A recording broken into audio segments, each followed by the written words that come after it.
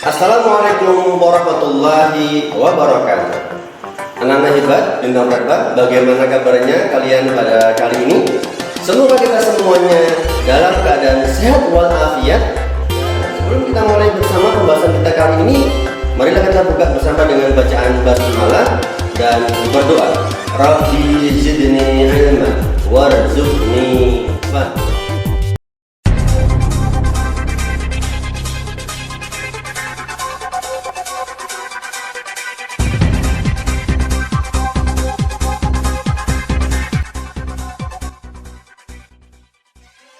Salam jumpa dengan saya, Pak Dwi Permanto, Guru PAI Provinsi Jawa Timur yang akan membersamai kalian dalam lebih mengenal Rasulullah Muhammad SAW sebagai seorang Nabiul Azmi, teladan utama kita.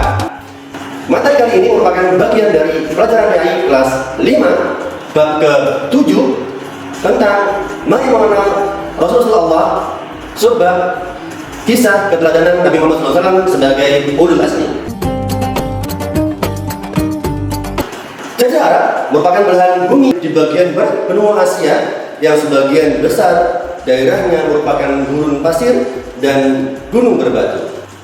Hanya sedikit saja bagian Jazirah Arab ini yang subur. Anak-anak hebat, kota Mekah adalah kota tempat berziarah, di samping memiliki kehidupan yang sangat maju, terutama dalam bidang perdagangan. Salah seorang nenek moyang Nabi Muhammad SAW lah yang sangat berjasa membangun perdagangan ini. Ia bernama Hashim bin Abdul Manaf, seorang pemuka masyarakat Quraisy yang berkecukupan. Masyarakat Mekah mematuhi dan menghormatinya. Di bawah kepemimpinan Hashim ini, Mekah menjadi pusat perdagangan yang makmur.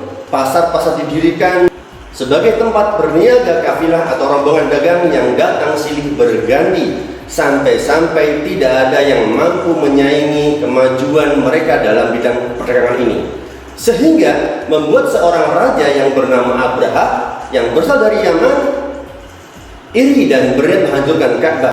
Namun upaya Raja Abraha ini gagal. Semua pasukannya hancur dan mereka mengalami kekalahan yang sangat besar. Peristiwa ini diabadikan dalam Al-Quran surat Al-Fil. Nah, anak-anak hebat, masa ini dikenal dengan sebutan tahun gajah, yang merupakan satu masa dengan kelahiran Rasulullah Muhammad SAW. Anak-anak hebat, di tengah kejayaan dengan mereka yang tak tertandingi ini, mereka mengalami kemunduran yang luar biasa, yang menyebabkan mereka disebut sebagai masyarakat jahiliyah, yaitu masyarakat yang diliputi kebodohan. Salah satu kepercayaan masyarakat jahiliyah adalah mereka amat mempercayai takhayul. Takhayul adalah salah satunya, yakni mempercayai baik buruknya nasib seseorang dengan melihat kemana arah burung terbang. Masyarakat jahiliyah juga amat taat menyembah berhala. Jika mereka menghendaki pertolongan dari berhala-berhala sesembahan mereka, mereka tidak segan-segan mengorbankan binatang ternak dan mengoleskan darahnya ke tubuh berhala yang disembah oleh mereka. Selain menyembah berhala, bangsa Arab juga sangat suka mabuk dan berjudi. Merampok dan mencuri juga merupakan hal yang biasa ditemui saat itu. Hanya sebagian kecil saja orang yang saat itu tidak melakukannya. Sasaran rampokan tidak hanya mengincar harta, namun juga pemiliknya. Perampok bisa menjadikan orang yang dirampoknya menjadi tawanan dan bahkan budak belian. Saat itu perilaku bangsa Arab amat kejam sampai melewati batas kemanusiaan. Anak-anak perempuan sendiri dibunuh, dikubur hidup-hidup karena mereka merasa malu memiliki anak perempuan. Orang jahiliyah juga tidak mengenal sopan santun. Mereka biasa keliling Ka'bah dengan tanpa busana.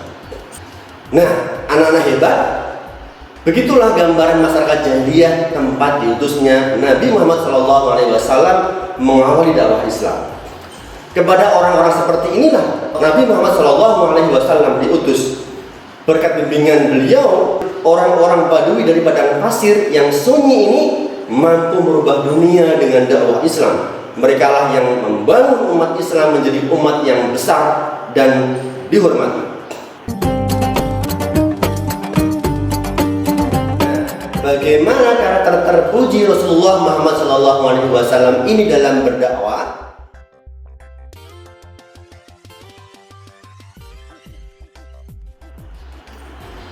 Adik-adik tersayang, suatu ketika kota Mekah dilanda banjir sehingga memporak-porandakan kota Mekah dan Ka'bah.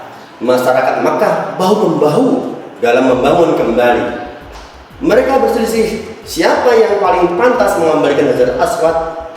Dengan begitu sengit hingga akan terjadi pertumpahan darah. Hadirlah Nabi Muhammad SAW membawa usulan, bagaimana jika Hajar Aswad diletakkan di selembar kain, kemudian semua pemimpin kabilah memegang ujung kainnya sehingga semuanya bisa membawa.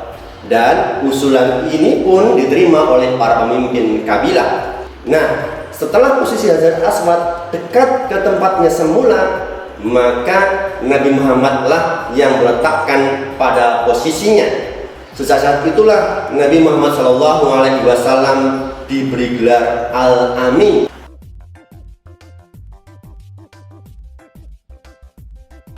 Anak-anak hebat, dalam mensyiarkan agama Islam, Nabi Muhammad SAW sering dihadang, bahkan diancam akan dibunuh oleh orang-orang kafir Quraisy. Abu Jahal adalah orang yang paling membencinya. Pernah suatu ketika Nabi Muhammad SAW sedang beribadah, Abu Jahal dan komplotannya datang, sengaja mengotori dengan najis. Namun Nabi Muhammad SAW hanya berdoa kepada Allah SWT, ya Tuhan, kepada Engkau aku menyerahkan kaum Quraisy. Doa ini berulang-ulang beliau baca. Upaya penghadangan dakwah Islam tidak hanya satu itu saja. Cerita lain yang terabadikan dalam surat Al-Lahab adalah upaya Abu Lahab dan istrinya untuk menghalangi dakwah Islam. Pasangan suami istri paman Nabi ini melakukan berbagai siasat dan menghabiskan banyak harta untuk menghalangi dakwah Nabi. Namun beliau tetap tegar dan tabah dalam berdakwah.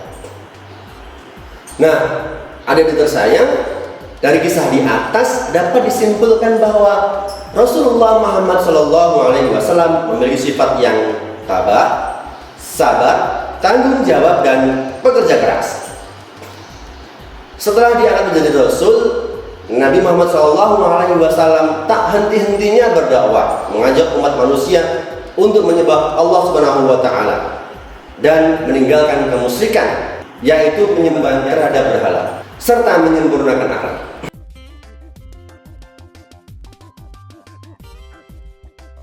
Anak-anak hebat, selain jujur dan pemaaf, Nabi Muhammad SAW sangat menyayangi anak yatim. Nabi pernah mengatakan, barang siapa yang memelihara dan mengasuh anak yatim dengan sebaik-baiknya, kelak mereka akan masuk surga dan tempatnya berdekatan denganku.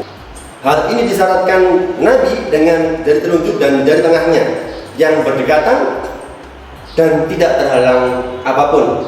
Begitulah kepedulian Nabi Muhammad SAW kepada umatnya. Karena kegigihan dakwah beliau, dakwah Islam begitu cepat menyebar luas, diterima oleh semua kalangan, hingga kita sekarang ini yang jarak usianya terpaut 1400 tahun atau 14 abad dari usia masa hidup beliau. Nah, anak-anak hebat, demikian pertemuan kita kali ini dalam membahas Rasulullah Muhammad SAW sebagai ulul azmi.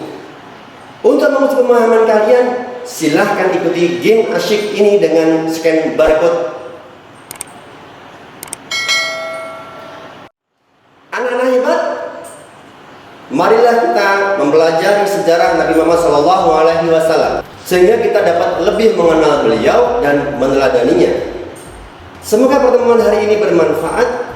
Wassalamualaikum warahmatullahi wabarakatuh.